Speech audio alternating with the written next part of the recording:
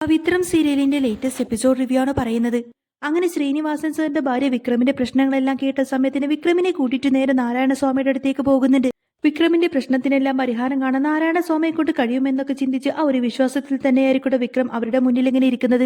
ജോൽസിനെ പോയി കണ്ട സമയത്തിന് അയാൾ ആദ്യം തന്നെ വിക്രമിന്റെ പേര് പറയുന്നുണ്ട്. വിക്രമിന് അയാളിൽ വിശ്വാസമുള്ളത് കൊണ്ട് തന്നെ അയാൾ പറയുന്നതെല്ലാം തന്നെ അക്ഷരം പറയത് കേൾക്കുന്നുണ്ടെന്ന് മാത്രമല്ല അതെല്ലാം വിശ്വസിക്കുന്നുണ്ട് വിക്രം.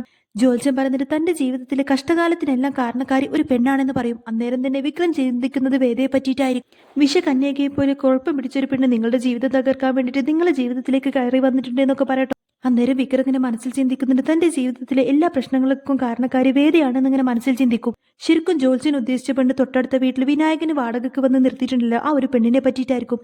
പക്ഷേ വേദയാണെന്ന് തെറ്റിദ്ധരിക്കാട്ടോ വിക്രം. ജോൽസൻ പറയുന്ന വാക്കെല്ലാം കേട്ടുകൊണ്ട് ശ്രീനിവാസൻ സാറിന്റെ ഭാര്യ സുധകനെ വളരെ ദയനീയമായിട്ട് വിക്രത്തിന്റെ മുഖത്തേക്ക് നോക്കും. ജോൽസൻ ചോദിക്കുന്നതിന് എന്താ വിക്രം നിന്റെ ജീവിതത്തിലേക്ക് ഇതുപോലൊരു പെൺകുട്ടി വന്നിട്ടുണ്ടോ എന്ന് ചോദിക്കുന്ന സമയത്തിന് വേദയെ മനസ്സിൽ ചിന്തിച്ചുകൊണ്ട് തന്നെ അതെ വന്നിട്ടുണ്ട് എന്ന് പറയാണ് വിക്രം. ജോൽസൻ പറയുന്നത് താൻ പേടിക്കൊന്നും വേണ്ട, ആ പെൺകുട്ടിയെ തന്റെ ജീവിതത്തിൽ നിന്നും ഒഴിവാക്കി കഴിഞ്ഞാൽ പിന്നെ തന്റെ ജീവിതത്തിൽ വെച്ചിട്ട് കയറ്റമായിരിക്കുമെന്ന് പറയും. ഇപ്പൊ തന്നെ നീ ഒരുപാട് കേസിൽ പ്രതിയായിട്ടില്ലേ, അതിനെല്ലാം കാരണക്കാരി ആ പെൺകുട്ടി തന്നെയാണ്. താൻ പോലും നിലച്ചിരിക്കാതെ തന്റെ ജീവിതത്തിലേക്ക് വന്നിരിക്കുന്ന ആ ഒരു പെൺകുട്ടിയാണ് ഇതിനെല്ലാത്തിനും കാരണം, തന്റെ കഷ്ടകാലത്തിന് എല്ലാത്തിനും കാരണം. എന്താണോ ഞാൻ പറയുന്നതെല്ലാം സത്യമല്ലേ എന്ന് ചോദിക്കുന്ന സമയത്തിന് സത്യമാണെന്ന് പറയട്ടെ വിക്രം. എന്നിട്ടിങ്ങനെ മനസ്സിൽ ചിന്തിക്കുന്നുണ്ട് തന്റെ ജീവിതത്തിൽ ഇപ്പോൾ വന്നിരിക്കുന്ന എല്ലാ പ്രശ്നത്തിനും കാരണക്കാരി വേദയാണെന്ന് ഇങ്ങനെ മനസ്സിൽ ചിന്തിക്കാണ് വിക്രം.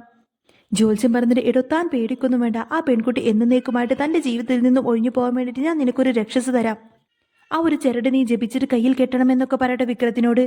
എന്നിട്ട് ഒരു കറുത്ത ചരടെടുത്തിട്ട് വിക്രത്തിന്റെ കയ്യിലേക്ക് കൊടുക്കുന്ന സമയത്തിന് വിക്രം ഏതായാലും മനസ്സോടുകൂടി ആ ഒരു ചരട് അങ്ങ് വാങ്ങിക്കും. എന്നിട്ട് വിക്രത്തിനോട് കയ്യിൽ കെട്ടിക്കോളൂ എന്ന് പറയുന്ന സമയത്തിന് വിക്രം ഒന്നും മിണ്ടാതെ അങ്ങനെ ഇരിക്കുന്ന സമയത്തിന് ശ്രീനിവാസൻ സാറിന്റെ ഭാര്യ സുധ പറയുന്നുണ്ട് ഇങ്ങത്താ ഞാൻ കെട്ടിത്തരാമെന്നൊക്കെ പറഞ്ഞ് വിക്രത്തിന്റെ കയ്യിൽ നിന്നും ആ ഒരു ചരട് മേടിച്ചിട്ട് സുധ അങ്ങനെ കയ്യിൽ കെട്ടിക്കൊടുക്കുന്നുണ്ടോ വിക്രത്തിന്റെ. അന്നേരം ജോത്സ്യൻ പറയുന്നുണ്ട് ഇനി താൻ പേടിക്കേണ്ടടോ, ഇനി തനിക്കെതിരെ ഒരു കേസും വരില്ല, താൻ ഇനി ധൈര്യമായിട്ട് പൊയ്ക്കോടോ എന്നൊക്കെ പറയാട്ടോ. ആ സമയത്തിന് ശ്രീനിവാസൻ സാറിന്റെ ഭാര്യ സുധ ഏതായാലും കുറച്ച് ദക്ഷിണ എടുത്തിട്ട് ജോത്സ്യന്റെ മുന്നിൽ വെക്കുന്നുണ്ട്. അങ്ങനെ ജോത്സ്യനെ കണ്ട് തിരിച്ചു വരുന്ന സമയത്തിന് സുധ ചോദിക്കുന്നുണ്ട് ഇപ്പൊ നിനക്ക് ബോധ്യമായോ വിക്രം, ഇനിയിപ്പൊ നിനക്ക് വിശ്വാസമായില്ലേ, നിന്റെ കാര്യങ്ങളൊക്കെ അച്ഛനതുപോലെ പറഞ്ഞില്ലേ എന്നൊക്കെ ചോദിക്കും. അതാ ഞാൻ പറഞ്ഞത് ഏതൊരാളുടെയും മനസ്സ് വായിക്കാനൊക്കെ സ്വാമിജിക്ക് കഴിയും, ഏത് പ്രശ്നത്തിനും പരിഹാരം കണ്ടെത്താൻ സ്വാമിജിക്ക് കഴിയും, അതുകൊണ്ടാണ് ഞാൻ നിന്നെ ഇങ്ങോട്ടേക്ക് കൊണ്ടുവന്നത് എന്നൊക്കെ പറയാട്ടെ സുധ. ഇനി ഏതായാലും നിന്റെ ജീവിതത്തിൽ നെഗറ്റീവായിട്ട് ഒന്നും തന്നെ സംഭവിക്കാൻ പോകുന്നില്ല എന്ന് പറയുന്ന സമയത്തിന്റെ വിക്രം പറയുന്നത് ആ ജോത്സ്യൻ പറഞ്ഞത് എല്ലാ കാര്യങ്ങളും ശരിയാണ്, അയാളുടെ സംസാരം കേട്ടാൽ തന്നെ അയാൾ വലിയൊരു സിദ്ധനാണെന്ന് എനിക്ക് മനസ്സിലായി എന്നൊക്കെ പറയും. അന്നേരം സുധ പറഞ്ഞിട്ട് ദൈവത്തിന്റെ അവതാരം തന്നെയാണ് ആ സ്വാമി, നിനക്ക് കാണാൻ കഴിഞ്ഞത് തന്നെ വലിയ മഹാഭാഗ്യമായിട്ട് കരുതിയാൽ മതി. വിക്രം ഏതായാലും തിരിച്ച് വീട്ടിലേക്ക് വരുന്ന സമയത്തിന് വിനായകൻ വന്നിട്ട് വിക്രത്തിനോട് പറഞ്ഞിട്ട് അവിടെ അപ്പുറത്തെ വീട്ടിൽ വാടകയ്ക്ക് താമസിക്കുന്ന ആ ഒരു പെൺകുട്ടി നിന്നെ അന്വേഷിച്ചിരുന്നു എന്ന് പറയും. അവള് നിനക്ക് കാശ് നീട്ടിയ സമയത്ത് നീ കാശ് വാങ്ങിച്ചില്ല എന്ന് പറഞ്ഞു, എന്താ നീ വാങ്ങിക്കാത്തത്, നിനക്ക് ആ കാശ് വാങ്ങിച്ചൂടായിരുന്നോ എന്ന് ചോദിക്കട്ടെ വിക്രത്തിനോട്. അവള് വെറുതെ എന്നല്ലോ നിനക്ക് കാശ് നീട്ടിയത്, നീ ചെയ്ത ജോലിക്കുള്ള കൂലിയല്ലേ തന്നത്, എന്നിട്ട് പോലും നീ എന്താ വാങ്ങാതെ പോകുന്നത് എന്നൊക്കെ ചോദിക്കും. അന്നേരം വിക്രം പറഞ്ഞിട്ട് അതെ ഞാനൊരു ചുമട്ടു തൊഴിലാളി ഒന്നല്ലോ കാശ് വാങ്ങിക്കാൻ, എനിക്ക് ഏതായാലും അതിന്റെ ഒന്നും ആവശ്യമില്ല. ശ്രീകാന്ത് പറഞ്ഞിട്ടാണ് ആ ഒരു പെൺകുട്ടിയെ ആ വീട്ടിൽ താമസിപ്പിച്ചേക്കുന്നത് എന്ന കാര്യം ഒരിക്കലും നന്ദിനിയോട് പോലും വിനായകൻ പറയുന്നില്ല കേട്ടോ. വിക്രത്തിന് ഈ ഒരു കാര്യം അറിയുന്നുമില്ല. ശരിക്കും വിക്രത്തിനെ ഒരു പെണ്ണ് കേസിൽ കൊടുക്കാൻ വേണ്ടിയിട്ട് മനഃപൂർവ്വം തന്നെയായിരിക്കും ശ്രീകാന്ത് അങ്ങനെ ഒരു പണി ഒപ്പിച്ചു കൊടുത്തേക്കുന്നത്. വിനായകനെ കൊണ്ട് വിക്രത്തിനിട്ടൊരു പണി കൊടുക്കാമെന്ന് മാത്രമായിരുന്നു ശ്രീകാന്തിന്റെ ലക്ഷ്യം. ഇവരിങ്ങനെ സംസാരിച്ചുകൊണ്ട് നിൽക്കുന്ന സമയത്തിന് വിശ്വം അങ്ങോട്ടേക്ക് വരുന്നുണ്ട്. എന്നിട്ട് പറഞ്ഞിട്ട് ആ വീട്ടിൽ താമസിക്കുന്ന പെൺകുട്ടിയെ ഞാൻ ഇതുവരെ കണ്ടില്ല, ഏതായാലും നാളെ കാണാമെന്നൊക്കെ പറയും. എന്നിട്ട് വിനായകൻ ചോദിക്കുന്നുണ്ട് അല്ല വിക്രം നിന്റെ കയ്യിലെന്താ ഇങ്ങനെ ഒരു ചരട് കെട്ടിയേക്കുന്നതെന്ന് ചോദിക്കാട്ടോ. അല്ല നിനക്ക് ഇങ്ങനെയുള്ള കാര്യത്തിലൊന്നും വിശ്വാസമില്ലാത്തതല്ലേ എന്ന് ചോദിക്കുന്ന സമയത്ത് കമലമ്മയും അത് ശ്രദ്ധിക്കുന്നുണ്ടായിരുന്നു. ഇവരുടെ സംസാരം കേട്ടുകൊണ്ട് തന്നെ വേദയും അങ്ങോട്ടേക്ക് വരുന്നുണ്ട്. അന്നേരം വേദ കേൾക്കാൻ വേണ്ടി തന്നെ വിക്രം പറയുന്നുണ്ട് അതെ ഞാൻ ഇന്നൊരു ജോത്സ്യനെ കാണാൻ വേണ്ടി പോയിരുന്നു, നാരായണ സ്വാമികളെ കാണാനാണ് ഞാൻ പോയിരുന്നത്, പേര് കേട്ട സിദ്ധ ജോത്സ്യനാണ് എന്നൊക്കെ പറയും. ശ്രീനിവാസൻ സാറിന്റെ ഭാര്യയാണ് എന്നെ അങ്ങോട്ടേക്ക് കൊണ്ടുപോയത്, അവർക്ക് ആ സ്വാമിയെ ഭയങ്കര വിശ്വാസമാണ്, അതുകൊണ്ട് എന്നെയും അങ്ങോട്ടേക്ക് കൊണ്ടുപോയിരുന്നു. ഇത്രകാലം എന്റെ കഷ്ടകാലത്തിന് കാരണം എന്താണെന്ന് എനിക്കുമെന്ന് അറിയണല്ലോ എന്നൊക്കെ പറയട്ടെ വിക്രം. സത്യം പറഞ്ഞാൽ അയാളെ കാണാൻ പറ്റിയത് തന്നെ മഹാഭാഗ്യമാണെന്ന ശ്രീനിവാസൻ സാറിന്റെ ഭാര്യ പറഞ്ഞത്. ശരിക്കും അയാൾ ഒരു മഹാസിദ്ധൻ തന്നെയാണ്, എന്നെ കണ്ടപ്പോഴേക്കും എന്റെ പേര് സഹിതം എന്റെ എല്ലാ കാര്യങ്ങളും മണി പോലെ പറഞ്ഞു എന്നൊക്കെ പറയട്ടെ വിക്രം.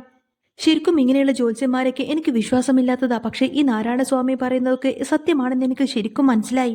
അന്നേരം വിനായകൻ ചോദിക്കുന്നുണ്ട് എന്നാലും നിന്റെ ഈ കാര്യം എനിക്ക് അങ്ങ് വിശ്വസിക്കാൻ പറ്റുന്നില്ല വിക്രം, നീ തന്നെയാണോ ഇതൊക്കെ പറയുന്നത് എന്ന് ചോദിക്കട്ടെ വിനായകൻ. ഒന്ന് ക്ഷേത്രത്തിലേക്കും പോലും പോവാത്ത ആളാണ്, എന്നിട്ട് ഇപ്പൊ ജോത്സ്യൽ വിശ്വാസമായോ എന്നൊക്കെ ഇങ്ങനെ വിനായകൻ ചോദിക്കുന്ന സമയത്തിന് കമലമ്മയും ശ്രീജയും നന്ദിനൊക്കെ ഇത് കേട്ട് നിൽക്കുന്നുണ്ട്. വിക്രം ഇങ്ങനെ വേദയുടെ മുഖത്തേക്ക് നോക്കിക്കൊണ്ട് തന്നെ പറയുന്നുണ്ട് നാരായണസ്വാമി പറയുന്നത് വിഷകന്യകയെ പോലെ കുഴപ്പം പിടിച്ചൊരു പെണ്ണ് എന്റെ ജീവിതത്തിലേക്ക് വന്നു കയറിയത് കൊണ്ട് തന്നെയാണ് എനിക്ക് ഈ പ്രശ്നങ്ങൾക്കെല്ലാം കാരണമെന്നാണ് എന്ന് പറയും. ആ പെണ്ണ് എന്റെ ജീവിതത്തിലേക്ക് കയറി വന്നത് തന്നെ എന്റെ ജീവിതം തകർക്കാൻ വേണ്ടിയിട്ടുണ്ട് എന്നാണ് പറഞ്ഞത് എന്നൊക്കെ പറയാം. എന്നാൽ വിക്രത്തിന്റെ വാക്ക് കേൾക്കുന്ന സമയത്തിന് വേദക്ക് ഭയങ്കര സങ്കടമായിട്ട് കമലമ്മ ഇങ്ങനെ വേദയെ നോക്കുന്ന സമയത്തിന് നന്ദയ്ക്ക് ഏതായാലും ഭയങ്കര സന്തോഷമായിട്ട് നന്ദിനി ഇങ്ങനെ ചിരിക്കായിരിക്കും. വിനായകൻ ചോദിക്കുന്നുണ്ട്, അതേത് പെണ്ണ് എന്ന് ചോദിക്കുന്ന സമയത്തിന് വേദയെ നോക്കിക്കൊണ്ട് തന്നെ വിക്രം പറയുന്നുണ്ട്, വേദ അല്ലാതെ ആരാ പെണ്ണ് എന്ന് പറയാട്ടോ. വിക്രത്തിന്റെ മറുപടി കേൾക്കുന്ന സമയത്തിന് കമലമ്മക്ക് ഭയങ്കര സങ്കടമായിരിക്കും. വേദ സങ്കടപ്പെട്ട് കണ്ണു നിറഞ്ഞുകൊണ്ടായിരിക്കും വിക്രത്തിനെ നോക്കുന്നത്. എല്ലാവരുടെയും മുന്നിൽ വെച്ച് വിക്രം തന്നോട് ഇങ്ങനെയൊക്കെ പറഞ്ഞത് കൊണ്ട് തന്നെ വേദക്ക് ഭയങ്കര സങ്കടമായിട്ട് ഒന്നും മിണ്ടാതെ നിൽക്കുന്ന സമയത്തായിരിക്കും സുധാകരൻ മാഷ് അങ്ങോട്ടേക്ക് വരുന്നത്. മാഷിനെ കണ്ട ഉടനെ തന്നെ വിക്രം നേരെ അകത്തേക്ക് കയറി പോകും.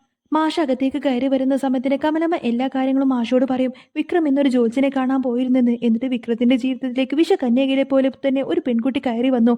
ആ പെൺകുട്ടി കാരണമാണ് വിക്രത്തിന്റെ എല്ലാ തകർച്ചയ്ക്കും കാരണമാണെന്നാണ് പറയുന്നത് എന്നൊക്കെ പറയും. വിക്രത്തിന്റെ ജീവിതം തകർക്കാൻ വേണ്ടിയിട്ട് ഒരു കാരണക്കാരി വേദമോളെന്നാ വിക്രം പറയുന്നത് എന്നൊക്കെ പറയട്ടെ കമലമ്മ. കമലമ്മയുടെ വാക്ക് കേൾക്കുന്ന സമയത്തിന് മാഷ് ഇങ്ങനെ വേദയെ നോക്കുന്ന സമയത്ത് വേദ സങ്കടപ്പെട്ട് ഇങ്ങനെ കരയായിരിക്കും. ആ സമയത്തിന് മാഷ് വേദയോട് പറഞ്ഞിട്ട്, നീ ഇങ്ങനെ വെള്ളാരം കല്ല് പോലെ നിൽക്കരുത്. ഇതൊരു പെൺകുട്ടി ഇല്ലാതായി പോയ ഒരച്ഛന്റെ അപേക്ഷയായിട്ട് മാത്രം കണ്ടാൽ മതി. അന്നേരം വേദ വളരെ വിഷമത്തോടു കൂടെ മാഷിനെ നോക്കുന്ന സമയത്തിന് മാഷ് പറഞ്ഞിട്ട്, ഒരാളുടെ ജീവിതം നന്നാക്കണമെങ്കിൽ ഒരു പെണ്ണ് വിചാരിച്ചാൽ സാധിക്കും. പക്ഷേ എല്ലാവരുടെയും ജീവിതത്തിൽ അങ്ങനെയൊക്കെ നടക്കണമെന്നില്ല. ചിലതൊക്കെ എത്ര മാറ്റാൻ ശ്രമിച്ചാലും അതൊന്നും ഒരിക്കലും മാറുമെന്നൊന്നുമില്ല എന്നൊക്കെ പറഞ്ഞു കൊടുക്കാട്ടെ മാഷി. കുറെ അധികം ചെയ്തു വെച്ചിട്ടും എല്ലാവരും അങ്ങ് ഒറ്റപ്പെട്ടു പോകത്തേ ഉള്ളൂ. എല്ലാവരും കൂടെ കാണുമെന്ന് വിചാരിച്ച് അവസാനം നോക്കുമ്പോൾ ആരും നിന്നെ കൂടെ കാണില്ല. എത്രയൊക്കെ സഹായം ചെയ്തു കൊടുക്കുന്നവരെ പോലും വേദനിപ്പിക്കാൻ മാത്രമേ വിക്രത്തിന് അറിയുള്ളൂ. അതെപ്പോഴും നിന്റെ മനസ്സിലുണ്ടാവണം.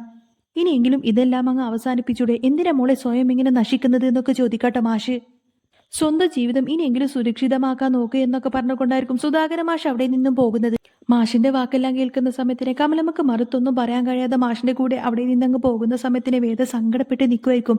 ആ സമയത്തിന് നന്ദി ഇങ്ങനെ കളിയാക്കിക്കൊണ്ടതിന് വേദയോട് പറഞ്ഞു, ഡി നിന്റെ അവസ്ഥ കണ്ടിട്ട് എനിക്കിപ്പോ ചിരിയാണ് വരുന്നത്. നീ ഇനി എത്രയൊക്കെ തന്നെ അവന്റെ പുറകെ നടന്നാലും ഒരിക്കലും അവൻ നിന്റെ വലയിലൊന്നും വീഴാൻ പോകുന്നില്ല. ഇനി എന്തായാലും അധികം വൈകാതെ അവൻ തന്നെ നിന്നെ ഈ വീട്ടിൽ നിന്നും പുറത്താക്കിയിരിക്കും. എന്തൊക്കെയായിരുന്നു കല്യാണം, ആഘോഷം, താലി മാറ്റിക്കൊറുക്കൽ ചടങ്ങ്, ഫസ്റ്റ് നൈറ്റ്, എന്തായാലും അച്ചമ്മയും പോയി. ഇനി ഏതായാലും നിന്റെ ജീവിതം പഴയപടി തന്നെയാടി എന്നൊക്കെ പറഞ്ഞുകൊണ്ട് തന്നെ നന്ദിനി ഇങ്ങനെ കളിയാക്കാട്ടോ വേദേനെ. നീ എന്തെല്ലാം കാണിച്ചു കൂട്ടിയിട്ടും എന്തെങ്കിലും ഒരു പ്രയോജനമുണ്ടോ നിന്റെ ജീവിതത്തിന്? നീ ഒന്നും ആരുമായി ഇത്രയൊക്കെ ചെയ്തു കൂട്ടിയിട്ടും വിക്രത്തിന് നിന്നോടൊരു നുള്ളു സ്നേഹം പോലും ഇല്ല. അവന് ഇപ്പോഴും നിന്നോട് വെറുപ്പ് മാത്രമേ ഉള്ളൂ. എന്തിനാടി യാതൊരു കൂസലുമില്ലാതെ ഇവിടെ ഇങ്ങനെ കടിച്ചു തൂങ്ങി നിൽക്കുന്നത്? ഇനിയെങ്കിലും നീ നിന്റെ വീട്ടിലേക്കൊന്ന് തിരിച്ചു പോയി കൂടേടി എന്നൊക്കെ ചോദിച്ചുകൊണ്ട് തന്നെ നന്ദിനി അകത്തേക്ക് അങ്ങ് പോകുന്ന സമയത്തിന് വേദക്ക് ഭയങ്കര സങ്കടമായിരിക്കും.